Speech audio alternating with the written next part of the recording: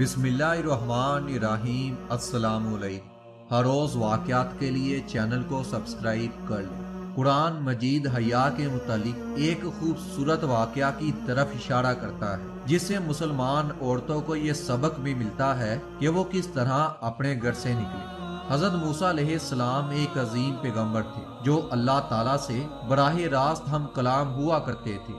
आप एक मर्तबा सफर में थे, गर्मी का मौसम था, पाँव नंगे थे। सफर की थकावट और पैदल चल चल कर पाँव में छाले पड़ चुके थे। जरा आराम करने के लिए एक दरख्त के साए में बैठ गए। क्या देखते हैं कि कुछ फासले पर एक कुआं है। वहां से कुछ नौजवान अपनी बकरियों को पानी पिला रहे हैं और उनसे कुछ फासले पर बाहया दो लड़कियां खड़ी हैं। जब आप अलैहिस्सलाम ने उनको देखा तो हैरानगी की इंतहा ना रही कि ये दोनों लड़कियां इस जंगल में क्यों खड़ी हैं और किसका इंतजार कर रही हैं। हजरत मूसा अलैहिस्सलाम ने जब वजह पूछी तो पता चला कि उनका कोई भाई नहीं है, बाप बूढ़ा है और वो इस काबिल नहीं है कि चल फिर सके, और वो दोनों अपनी बकरियों को पानी पिलाने के लिए आई हैं कि जब तमाम लोग अपने जानवरों को पानी पिलाकर चले जाएंगे तो आखिर में ये अपनी बकरियों को पानी पिलाएंगी। हजरत मूसा अलैहिस्सलाम उनकी बात सुनने के बाद आगे बढ़े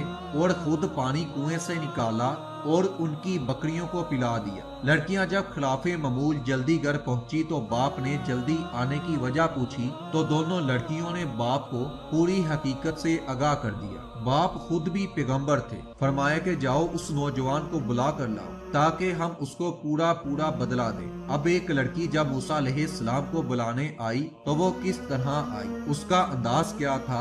कुरान ने उसके चलने का अंदाज जो कि शर्मो हया से लबरेज था तरह बयान किया। तर्जमा, फिर आई उन दोनों में से एक शर्मो हया से चलती हुई। वो कहने लगी कि मेरा बाप आपको बुलाता है ताकि वो बदला दे जो आपने हमारे जानवरों को पानी पिलाया है। अल कसस आयत नंबर 25। प्यारे दोस्तों, वो नबी हजरत शुएब अलैहिस्सलाम थे। हजरत शुएब अलैहिस्सलाम की बेटी हजरत मूसा अलैहिस्सलाम को बुलाने आई।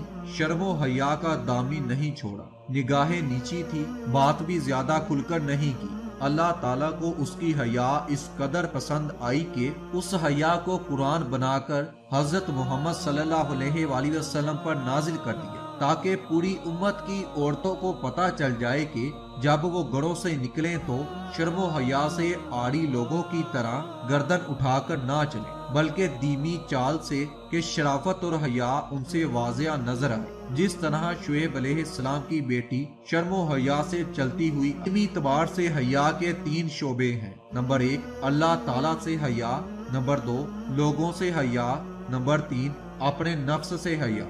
अल्लाह ताला से हया का मतलब ये है कि अहकामे इलाही को ना तोड़े।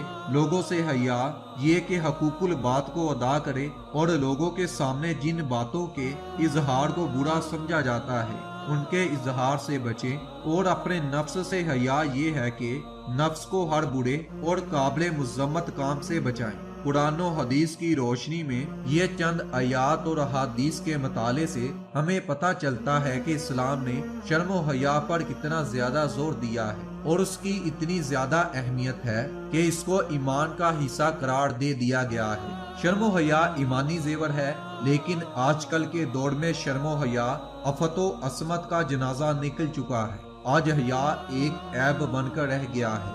आज अगर हम माशरे में नजर दुराएं तो हर तरफ बेहुदा तस्वीरें नजर आती हैं और बहुत सी ऐसी चीजें रूनुमा हो रही हैं जो कि इंसान को तबाह बर्बाद कर रही हैं।